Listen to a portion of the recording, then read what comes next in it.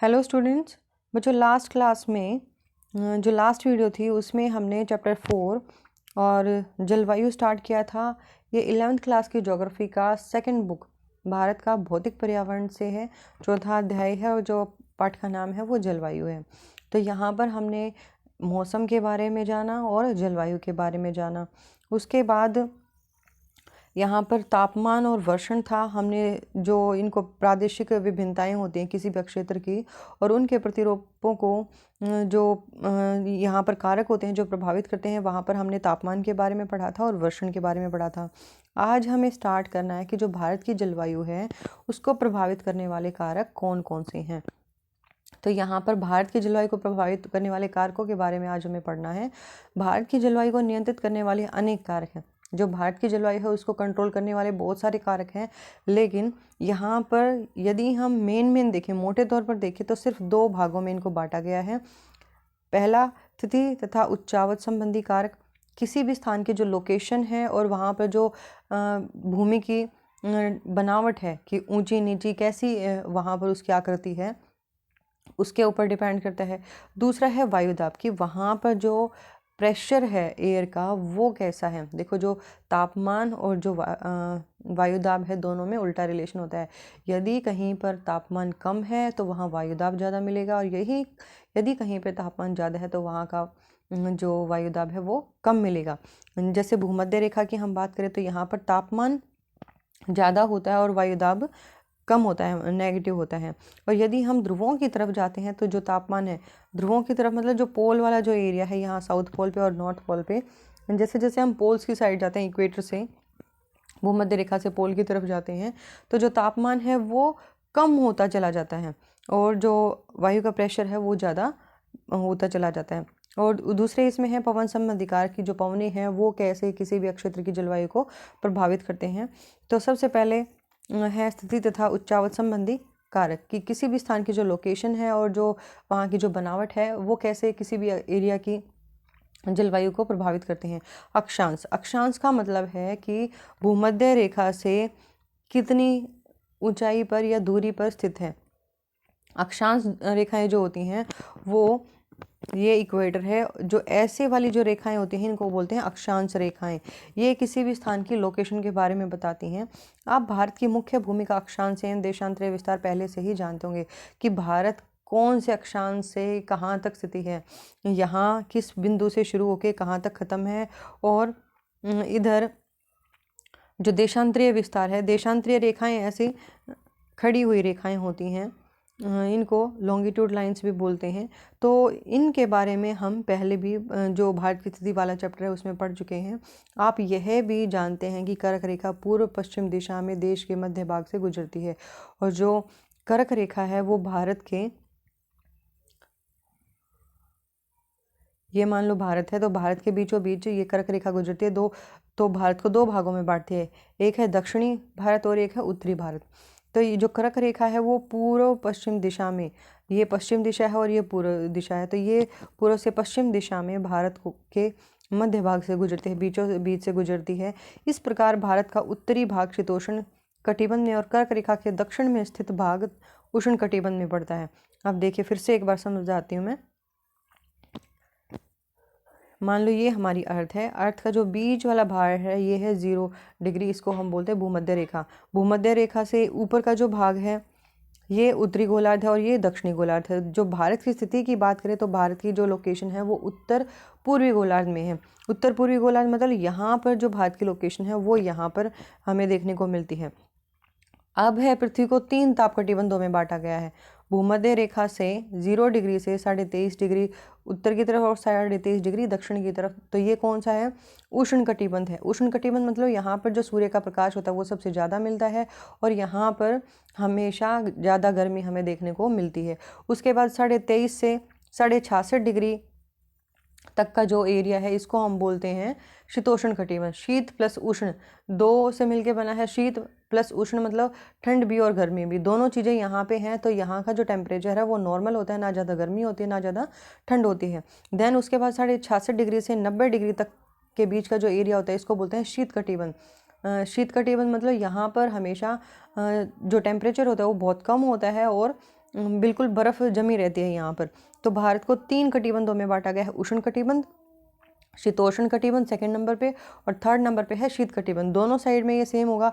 ये 23.5 डिग्री से 23.5 के बीच का उष्ण कटिबंध, और 23.5 से 66 डिग्री ऊपर, 23.5 से 66.5 डिग्री नीचे दक्षिण गोलार्ध में भी सेम होता है शीतोष्ण, शीत प्लस उष्ण से मिलके। और यहाँ पर ये वाला जो एरिया है 66.5 से 90 डिग्री तक पोल तक, ये है यहाँ का शीत कटिबंध, जो हमेशा फ्रिज कंडीशन में मिलता है, बर्फ़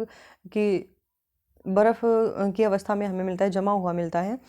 तो यहाँ पर ये हमने देखा था कि जो भारत का उत्तरी भाग है, अब है कि मान लो ये इंडिया है और ये इंडिया के बीच में से कर्क रेखा जाती है, तो कर्क रेखा से ऊपर का है वो किस में आएगा, शीतोष्ण कटिबंध में आएगा, और कर्क रेखा से नीचे का जो एरिया है वो उष्ण कटिबंध में आएगा।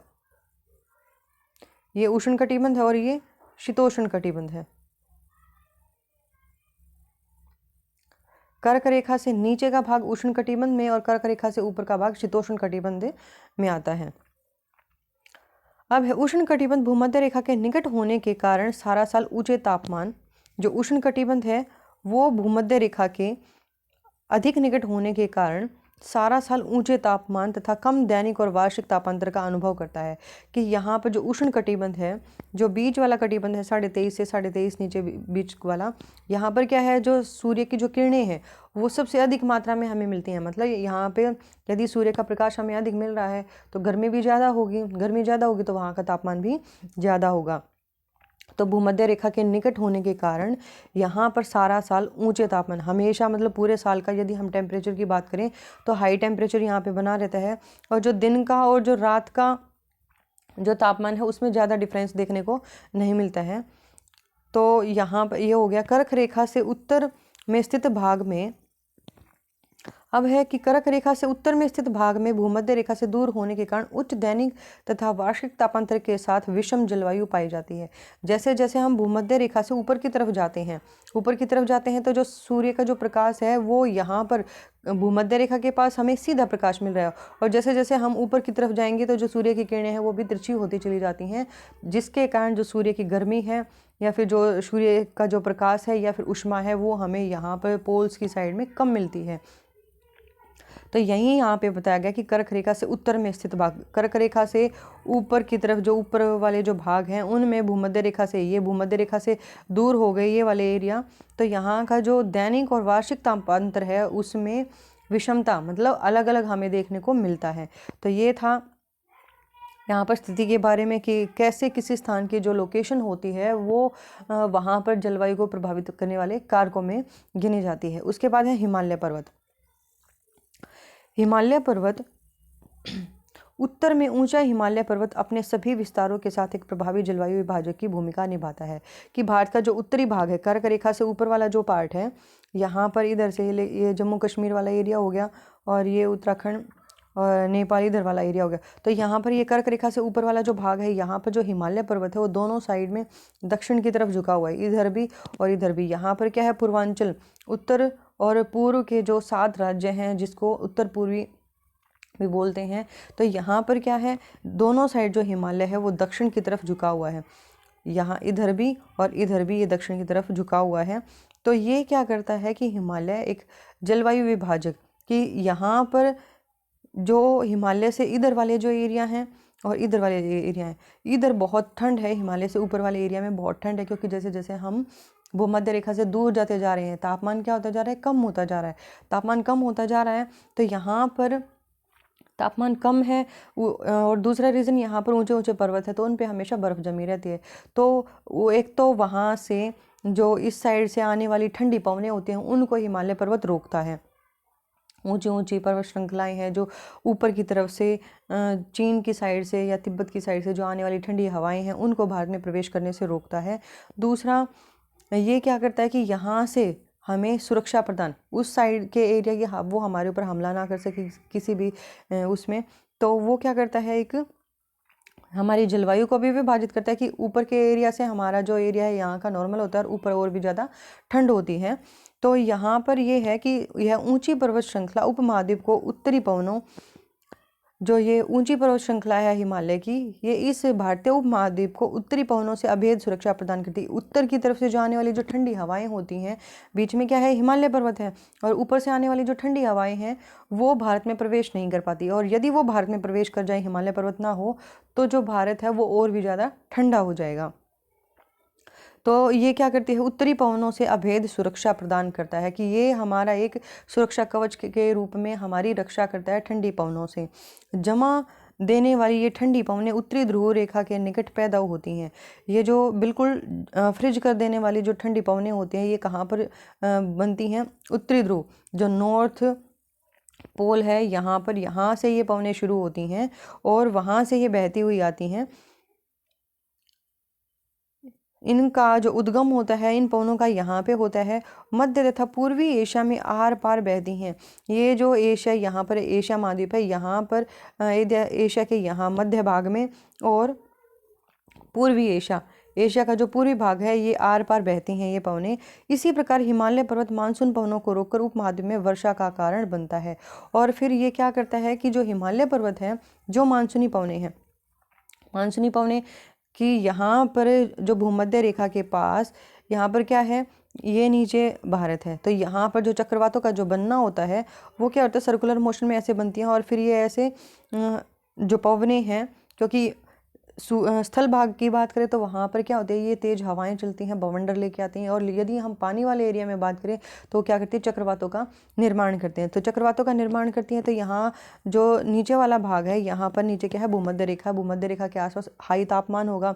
हाई तापमान, हाई टेम्परेचर की वजह से वहाँ पर जो प्रेशर है वो लो हो जाता है, और लो प्रेशर में क्या होता है कि चक्रवात बनना शुरू हो जाते हैं, और ये ऐसे मूव करना शुरू कर देते हैं। और यहाँ पर क्या है कि जो अर्थ का, मान लो ये हमारी अर्थ है और यहाँ पर हमारी लोकेशन है, इधर वाली लोकेशन है, तो यहाँ पर ये चक्रवात बनना शुरू हो जाते हैं, और ये फिर इस साइड में ये जो ये ऐसे सर्कुलर मोशन में वो बढ़ता चला जाता है। और फिर यहाँ पर रास्ते में अफ्रीका महाद्वीप है, जो एक बैरियर के रूप में काम करता है। मान लो हमारे पास बॉल है और बीच में ये दीवार है, हमने बॉल को यहाँ से फेंका तो वो बॉल यहाँ से टकरा के वापस आ जाएगी।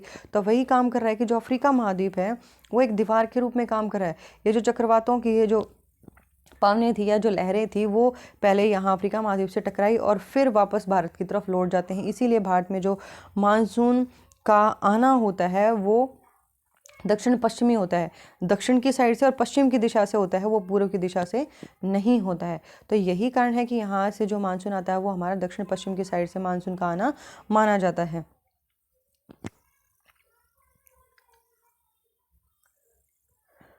इसी प्रकार हिमालय पर्वत मानसून पवनों को रोककर, जो हिमालय पर्वत अब यहाँ पर दक्षिण भारत में ये जो पवनें उठना स्टार्ट हुई, ये पवनें धीरे धीरे ऊपर की तरफ बहती हैं। लेकिन जब वो हिमालय पर्वत बीच में क्या करता है, एक एज ए बैरियर के रूप में है, क्योंकि यदि मान लो हमारे ऊपर कोई वेट ज़्यादा रख दिया जाता है और यदि हमें ये बोला जाता है कि हमें स्टेयर से या पैड़े से ऊपर चढ़ के ऊपर की तरफ जाना है, सीढ़ियाँ चढ़ के, तो हम एक दूरी तक तो चलेंगे, लेकिन एक टाइम के बाद हमारी कैपेसिटी ख़त्म हो जाएगी, जो एनर्जी है वो ख़त्म हो जाएगी, और फिर हम बोलेंगे बस इससे आगे हमारे से नहीं जाया जाता। वही कंडीशन यहाँ पर बादलों की है कि जब बादलों में जो नमी की मात्रा होती है, जो क्लाउड्स हैं उनमें जो नमी की मात्रा है वो ज़्यादा हो जाती है, तो बादल और ऊपर नहीं उठ पाते हैं, और जहाँ पर भी उन्हें रुकावट मिलती है वहीं पर वो बारिश कर देते हैं। तो इसी कारण यहाँ पर जो मानसून है, जो यहाँ पर मेघालय में चेरापूंजी मासिनराम है, वहाँ पर विश्व की सबसे ज़्यादा बारिश रिकॉर्ड होती है। क्योंकि सबसे ज़्यादा बारिश कहाँ होगी, जहाँ तापमान ऊँचा होता है, पानी भाप बन के उड़ता है।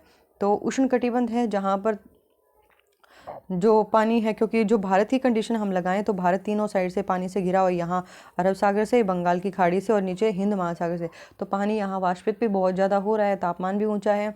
तो इसके कारण यहाँ पर जो क्लाउड की फॉर्मेशन है, जो संघनन की जो प्रक्रिया है वो भी अधिक मात्रा में होती है, और फिर वर्षण होता है।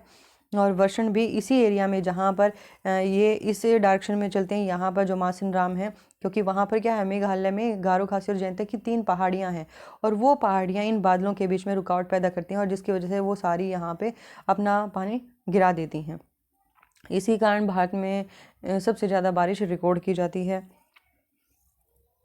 तो यहाँ पर हिमालय पर्वत की बात हो रही थी कि जो हिमालय पर्वत है वो उत्तर से आने वाली जो ठंडी पवनें हैं इनको भारत में प्रवेश करने से रोकता है। और यहाँ से जो हमारी बारिश यहाँ से ऊपर की तरफ जा रही है उनको भी आगे जाने की तरफ से रोकता है। तो ऊपर वाले जो एरिए हैं वहाँ पर क्या है, धीरे धीरे मरुस्थल बनना शुरू हो जाते हैं क्योंकि बारिश वहाँ पे कम होती है, और जो बारिश है वो नीचे वाले हिमालय पर्वत से नीचे की तरफ रह जाती है। तो ऊपर वाले एरिया में हमें क्या मिलेंगे, ठंडे या गर्म मरुस्थल मिलेंगे। उसके बाद है जल और स्थल का वितरण। जल और स्थल का वितरण। भारत के दक्षिण में 3 ओर हिंद महासागर व उत्तर की ओर ऊंची व अविच्छिन्न पर्वत श्रृंखला है। जो भारत की, यदि हम भारत के दक्षिण भाग की बात करें तो 3 ओर मतलब अरब सागर, इस साइड अरब सागर हो गया, इस साइड बंगाल की खाड़ी हो गई और नीचे हिंद महासागर हो गया। 3 ओर से हिंद महासागर व उत्तर की ओर उत्तर भारत की बात करें तो ऊंची व अविच्छिन्न पर्वत श्रेणी है, मतलब हिमालय की बात हो रही है। स्थल की अपेक्षा जल देर से गर्म होता है। जो ज़मीन है वो जल्दी ही गर्म हो जाती है, जल्दी ही ठंडी हो जाती है। लेकिन पानी की बात करें तो जो पानी है वो धीरे धीरे गर्म होता है और धीरे धीरे ही ठंडा होता है। जल और स्थल के इस विभेदी तापन के कारण कि जल और स्थल का ये जो तापमान का उल्टा प्रभाव पड़ता है कि पानी देर से गर्म हो रहा है और देर से ही ठंडा हो रहा है, और ज़मीन जो है वो हमारी जल्दी गर्म हो जाती है, जल्दी ठंडी हो जाती है। उसके कारण जो भारतीय उपमहाद्वीप है उसमें विभिन्न ऋतुओं में विभिन्न वायुदाब प्रदेश विकसित हो जाते हैं। कि जो भारत की जो अलग अलग ऋतुएं हमारी, मान लो ग्रीष्म ऋतु की बात हो रही है, ग्रीष्म ऋतु में क्या होगा, तापमान ज़्यादा होगा लेकिन जो एयर का जो प्रेशर है वो कम हो जाएगा। शीत ऋतु में हमारा टेम्परेचर कम होता है लेकिन जो एयर का प्रेशर है वो ज़्यादा हो जाता है। तो विभिन्न प्रकार के वायुदाब प्रदेश वहाँ पे विकसित हो जाते हैं, बन जाते हैं। वायुदाब में भिन्नता मानसून पवनों के उत्क्रमण का कारण बनती है। और जो वायुदाब में जो भिन्नता होती है वो मानसून की जो पवनें होती हैं उनका जो निर्माण होता है, उत्क्रमण होता है, उनका कारण बन जाती हैं ये।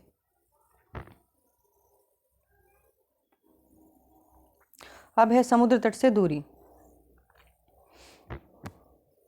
समुद्र तट से दूरी। लंबी तटीय रेखा के कारण भारत के विस्तृत तटीय प्रदेशों में समकारी जलवायु पाई जाती है। लंबी तटीय रेखा मतलब कि जो हमारी तट रेखा है, ये जो किनारे हैं ये हमारे काफ़ी लंबे हैं।